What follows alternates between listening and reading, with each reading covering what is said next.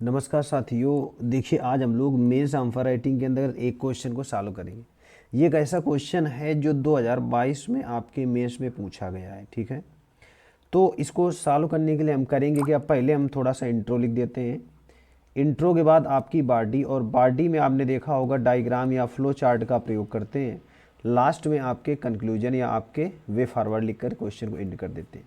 देखिए, अगर आपको पीसीएस बनना है या आरओ बनना है, कोई भी आपको सिविल सर्विस की तैयारी करनी है, तो आपको मेंस बहुत ज़रूरी है लिखना। ठीक है ना, क्योंकि आप अगर देखेंगे कि हमें एक दिन में लगभग हमें 6500 शब्दों को लिखना होता है। हम लोग जब 65 शब्द, आप कैसे मैं बता दूं, आप कहोगे कि अरे सर क्या बता रहे हो। देखिए, एक चीज़ आप समझिए, यहाँ पर पहले मैं आपको बता दूं, पेपर जो जैसे मान लो आज 4 फरवरी है, तो 4 फरवरी को अगर मेंस होगा तो जीएस जो फर्स्ट पेपर है उसका जो टाइम होता है आपका 9:30 से 12:30 बजे तक होता है। ठीक है ना, और जीएस सेकंड पेपर का कितना समय होता है आपका 2 बजे से, दोपहर 2 बजे से 5 बजे तक होता है। ठीक है ना, और एक चीज़ समझिए, ये यूपी पीसीएस की बात कर रहा हूँ, तो यहाँ से 12:30 से 2 में कितना समय बचा, 1-1.5 घंटे। ठीक है, और यहाँ से आप काफ़ी समय के सबमिट करते करते 2 बजे वहाँ पर रिपोर्टिंग भी करना है, 2 बजे में पेपर लिख गया, फिर लिखने लगेंगे, तो हमें आधा 1 घंटा मिलता है केवल चाय नाश्ता करने का। दूसरे नंबर में एक चीज़ समझिए, जीएस पेपर फर्स्ट में आपके टोटल 20 क्वेश्चन आते हैं, और 20 क्वेश्चन में जो आपने रीड किया होगा कि जो 8 नंबर के क्वेश्चन आते हैं, यानी कि 10 क्वेश्चन आते हैं जिनको आपको 125 शब्दों में लिखना होता है, यानी कि 1250 शब्द हो गए ये। और 10 क्वेश्चन ऐसे आते हैं जिनको हमें 200 शब्दों में लिखना होता है, यानी कि 2000 शब्द हो गए कि नहीं हो गए। तो टोटल आपके कितने शब्द हो गए, आपके 3250 शब्द 20 क्वेश्चन में लिखना होगा। ठीक है, 3 घंटे में। और देखिए, जस्ट इसी के बाद सेम प्रोसेस में यही वाला आ जाएगा, तो इधर भी 3250 शब्द, इधर भी 3250 शब्द एक दिन में लिखना होगा। तो भैया टोटल आपका 6500 शब्द तो लिखना पड़ेगा ना। तो अभी से प्रैक्टिस स्टार्ट कर दीजिए मेरे भाई। ठीक है ना, चलिए हम लोग देख लेते हैं। ये ओल्ड ईयर का क्वेश्चन है, सामाजिक सशक्तिकरण में सूचना प्रौद्योगिकी और इंटरनेट की भूमिका का मूल्यांकन करिए। यहाँ पर होता क्या है, जो सामाजिक सशक्तिकरण है, मैंने बताया ना आपको, इंट्रो, बॉडी और आपका कंक्लूजन।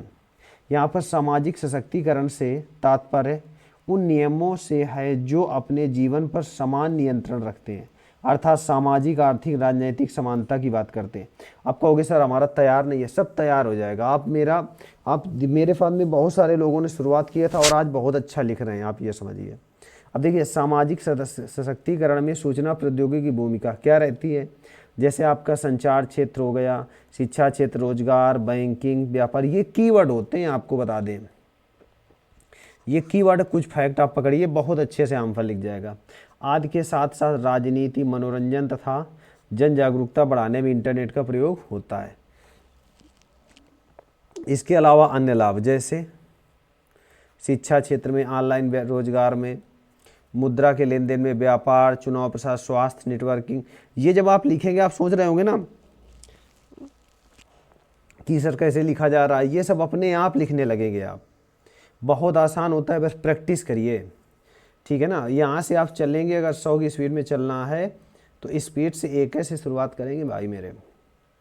आप देखिए एक चीज़ बहुत अच्छी, आप चाहे बाइक चलाएं, चाहे स्कूटी चलाएं, चाहे 4 व्हीलर चलाएं, कुछ भी चलाएं, शुरुआत 1 ही से करेंगे, तब जा कर के 100 पहुँचेंगे।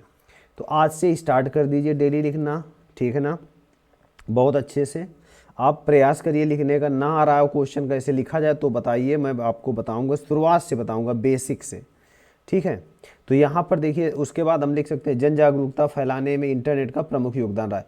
अब कुछ चुनौतियाँ लिख देना है, जैसे कुछ चुनौतियाँ क्या हैं, साइबर अपराध, डेटा सुरक्षा, आतंकवाद, हैकिंग, ग्रामीण क्षेत्रों में इंटरनेट की पहुँच आदि कम चुनौतियाँ हैं, है कि नहीं। ये चुनौतियां हैं इंटरनेट में। इस प्रकार कह सकते हैं सूचना प्रौद्योगिकी और इंटरनेट ने भ्रष्टाचार को कम करने तथा पारदर्शिता लाने में सामाजिक जीवन में महत्वपूर्ण योगदान दिया है। बस हो गया, कोई बहुत आंसर कठिन आपका नहीं है। तो आज के लिए इतने रखते हैं। Thank you.